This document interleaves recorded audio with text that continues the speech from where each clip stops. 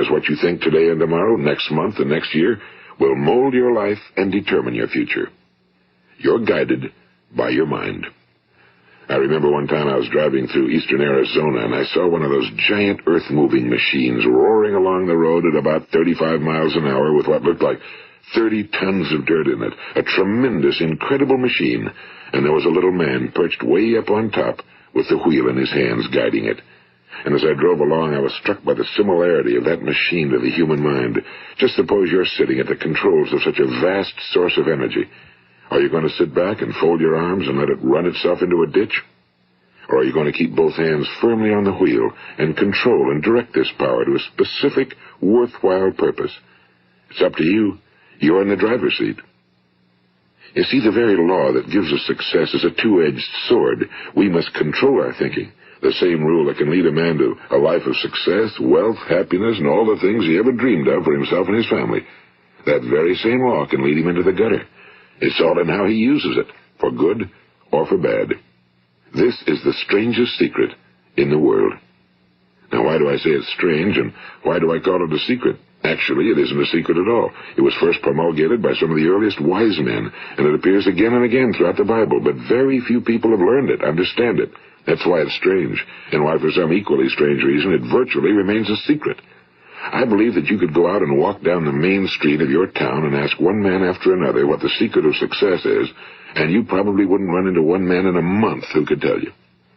Now, this information is enormously valuable to us if we really understand it and apply it. It's valuable to us not only for our own lives, but the lives of those around us, our families, employees, associates, and friends. Life should be an exciting adventure. It should never be a bore. A man should live fully, be alive. He should be glad to get out of bed in the morning. He should be doing a job he likes to do because he does it well. One time I heard Grove Patterson, the great late editor-in-chief of the Toledo Daily Blade, make a speech, and as he concluded his speech, he said something I've never forgotten. He said, "My years in the newspaper business have convinced me of several things. Among them, that people are basically good, and that we came from someplace, and we're going someplace. So we should make our time here an exciting adventure. The architect of the universe didn't build a stairway leading nowhere." And the greatest teacher of all, the carpenter from the plains of Galilee, gave us the secret time and time again. As ye believe, so shall it be done unto you. I've explained the strangest secret in the world and how it works. Now, on this side, I want to explain how you can prove to yourself the enormous returns possible in your own life by putting this secret to a practical test. I want you to make a test that will last 30 days. It isn't going to be easy, but if you'll give it a good try, it will completely change your life for the better. Now, back in the 17th century, Sir Isaac Newton, the English mathematician and natural philosopher, gave us some natural laws of physics which apply as much to human beings as they do to the movement of bodies in the universe. And one of these laws is that for every action, there is an equal and opposite reaction. Simply stated, as it applies to you and me, it means we can achieve nothing without paying the price. The results of your 30-day experiment will be in direct proportion to the effort you put forth. To be a doctor, you must pay the price of long years of difficult study. To be successful in selling, and remember that each of us succeeds to the extent of his ability to sell. Selling our families on our ideas, selling education in schools, selling our children on the advantages of living the good and honest life, selling our associates and employees on the importance of being exceptional people. To, of course, the profession of selling itself. But to be successful in selling our way to the good life, we must be willing to pay the price. Now, what is that price? Well, it's many things. First, it's understanding emotionally, as well as intellectually, that we literally become what we think about, that we must control our thoughts if we're to control our lives. It's understanding fully that as ye sow, so shall ye reap. Second, it's cutting away all fetters from the mind and permitting it to soar as it was divinely designed to do. It's the realization that your limitations are self-imposed and that the opportunities for you today are enormous beyond belief. It's rising above narrow-minded pettiness and prejudice. And third, it's using all your courage to force yourself to think positively on your own problem, to set a definite and clearly defined goal for yourself, to let your marvelous mind think about your goal from all possible angles, to let your imagination speculate freely upon many different possible solutions, to refuse to believe that there are any circumstances sufficiently strong to defeat you in the accomplishment of your purpose, to act promptly and decisively when your course is clear, and to keep constantly aware of the fact that you are, at this moment, standing in the middle of your own acres of diamonds, as Russell Conwell used to point out. And fourth, save at least 10% of every dollar you earn. It's also remembering that no matter what your present job, it has enormous possibilities, if you're willing to pay the price. Now let's just go over the important points in the price each of us must pay to achieve the wonderful life that can be ours. It is, of course, worth any price. 1. You will become what you think about. 2. Remember the word imagination and let your mind begin to soar. 3. Courage. Concentrate on your goal every day. 4. Save 10% of what you earn. And 5. Action. Ideas are worthless unless we act on them. Now, I'll try to outline the 30-day test I want you to make. Keep in mind that you have nothing to lose by making this test and everything you could possibly want to gain. There are 2 things that may be said of everyone. Each of us wants something, and each of us is afraid of something. I want you to write on a card what it is you want more than anything else. It may be more money. Perhaps you'd like to double your income or make a specific amount of money. It may be a beautiful home. It may be success at your job. It may be a particular position in life. It could be a more harmonious family. Each of us wants something. Now write down on your card specifically what it is you want. Make sure it's a single goal and clearly defined.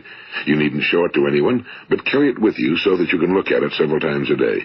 Think about it in a cheerful, relaxed, positive way each morning when you get up, and immediately you have something to work for, something to get out of bed for, something to live for. Look at it every chance you get during the day and just before going to bed at night. And as you look at it, remember that you must become what you think about, and since you're thinking about your goal, you realize that soon it will be yours. In fact, it's yours really the moment you write it down and begin to think about it. Look at the abundance all around you as you go about your daily business. You have as much right to this abundance as any other living creature. It's yours for the asking. Now we come to the difficult part. Difficult because it means the formation of what is probably a brand new habit, and new habits are not easily formed. Once formed, however, it will follow you for the rest of your life. Stop thinking about what it is you fear. Each time a fearful or negative thought comes into your consciousness, replace it with a mental picture of your positive and worthwhile goal. And there will come times when you'll feel like giving up. It's easier for a human being to think negatively than positively. That's why only 5% are successful. You must begin now to place yourself in that group. For 30 days, you must take control of your mind. It will think about only what you permit it to think about. Each day for this 30-day test, do more than you have to do. In addition to maintaining a cheerful, positive outlook, give of yourself more than you've ever done before.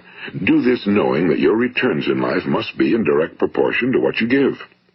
The moment you decide on a goal to work toward, you're immediately a successful person. You are then in that rare and successful category of people who know where they're going. Out of every 100 people, you belong to the top 5. Don't concern yourself too much with how you're going to achieve your goal. Leave that completely to a power greater than yourself. All you have to do is know where you're going. The answers will come to you of their own accord and at the right time. Remember these words from the Sermon on the Mount, and remember them well. Keep them constantly before you this month of your test. Ask, and it shall be given you. Seek, and ye shall find. Knock, and it shall be opened unto you. For every one that asketh receiveth, and he that seeketh findeth, and to him that knocketh it shall be opened. It's as marvelous and as simple as that. In fact, it's so simple that in our seemingly complicated world, it's difficult for an adult to understand that all he needs is a purpose and faith. For 30 days, do your very best. If you're a salesman, go at it as you've never done before, not in a hectic fashion, but with the calm, cheerful assurance that time well spent will give you the abundance in return you deserve and want. If you're a homemaker, devote your 30-day test to completely giving of yourself without thinking about receiving anything in return, and you'll be amazed at the difference it makes in your life.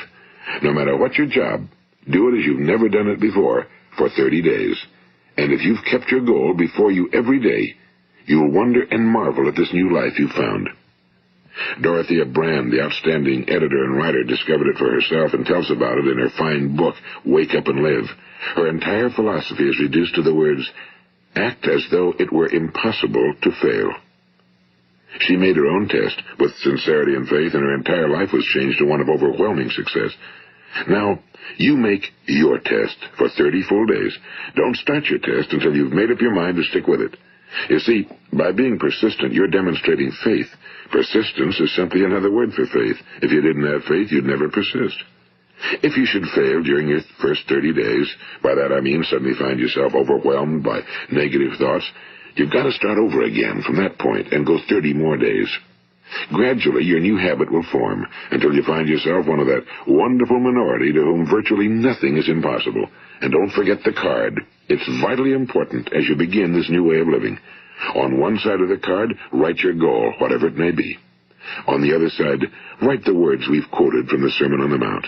Ask, and it shall be given you. Seek, and ye shall find. Knock, and it shall be opened unto you. Nothing great was ever accomplished without inspiration. See that during these crucial first 30 days, your own inspiration is kept at a peak. And above all, don't worry. Worry brings fear, and fear is crippling. The only thing that can cause you to worry during your test is trying to do it all yourself. Know that all you have to do is hold your goal before you. Everything else will take care of itself. Remember also to keep calm and cheerful. Don't let petty things annoy you and get you off course. Now, since making this test is difficult, some will say, why should I bother? Well, look at the alternative. No one wants to be a failure. No one really wants to be a mediocre individual. No one wants a life constantly filled with worry and fear and frustration. Therefore, remember that you must reap that which you sow. If you sow negative thoughts, your life will be filled with negative things. If you sow positive thoughts, your life will be cheerful, successful, and positive. Now, gradually, you will have a tendency to forget what you've heard on this recording. Play it often. Keep reminding yourself of what you must do to form this new habit. Gather your whole family around at regular intervals and listen to what's been said here. You know, most men will tell you that they want to make money without understanding the law. The only people who make money work in a mint. The rest of us must earn money. This is what causes those who keep looking for something for nothing or a free ride to fail in life. The only way to earn money is by providing people with services or products which are needed and useful. We exchange our time and our product or service for the other man's money. Therefore, the law is that our financial return will be in direct proportion to our service. Now, success is not the result of making money. Making money is the result of success, and success is in direct proportion to our service. Most people have this law backwards. They believe that you're successful if you earn a lot of money. The truth is that you can only earn money after you're successful. It's like the story of the man who sat in front of the stove and said to it, "Give me heat, and then I'll add the wood." How many men and women do you know, or do you suppose there are today, who take the same attitude toward life? There are millions. We've got to put the fuel in before we can expect heat. Likewise, we've got to be of service first before we can expect money. Don't concern yourself with the money. Be of service. Build, work, dream, create. Do this, and you'll find there's no limit to the prosperity and abundance that will come to you. Prosperity, is founded upon a law of mutual exchange. Any person who contributes to prosperity must prosper in turn himself. Sometimes the return will not come from those you serve, but it must come to you from someplace, because that's the law. For every action, there is an equal and opposite reaction. As you go daily through your 30-day test period, remember that your success will always be measured by the quality and quantity of service you render, and money is a yardstick for measuring this service. No man can get rich himself unless he enriches others. Now, there are no exceptions to a law. You can drive down any street in America and from your car estimate the service that's being rendered by the people living on that street. Had you ever thought of this yardstick before? It's interesting. Some, like ministers and priests and other devoted people, measure their returns in the realm of the spiritual, but again, their returns are equal to their service. Once this law is fully understood, any thinking person can tell his own fortune. If he wants more, he must be of more service to those from whom he receives his return. If he wants less, he has only to reduce his service. This is the price you must pay for what you want. If you believe you can enrich yourself by deluding others, you can end only by deluding yourself.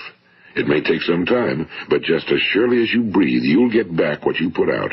Don't ever make the mistake of thinking you can avert this. It's impossible. The prisons and the streets where the lonely walk are filled with people who tried to make new laws just for themselves. We may avoid the laws of man for a while, but there are greater laws that cannot be broken. An outstanding medical doctor recently pointed out 6 steps that will help you realize success. 1. Set yourself a definite goal. 2. Quit running yourself down. 3. Stop thinking of all the reasons why you cannot be successful and instead think of all the reasons why you can. 4. Trace your attitudes back through your childhood and try to discover where you first got the idea you couldn't be successful, if that's the way you've been thinking. 5. Change the image you have of yourself by writing